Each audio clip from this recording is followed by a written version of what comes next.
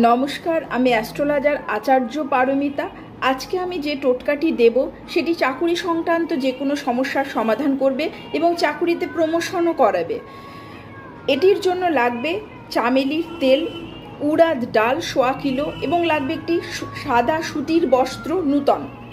আপনি ঠাকুর ঘরে গিয়ে সুতির বস্ত্র বিছিয়ে নেবেন এবং উড়াদ ডালটাকে আপনি তেল দিয়ে ভিজিয়ে নেবেন, চামেলির তেল দিয়ে।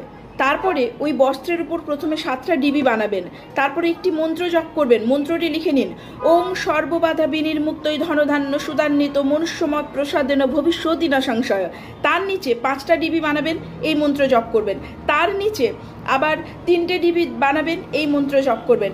আবার 3টে ডিবির নিচে 1টা ডিবি বানাবেন, এই মন্ত্র জপ করবেন। সমস্ত প্রক্রিয়া শেষ হয়ে গেলে আপনার ইষ্ট দেবতাকে প্রণাম করে মনস্কামনা জানিয়ে এই সুতির কাপড়ে সমস্ত উপকরণগুলি বেঁধে আপনি প্রবাহিত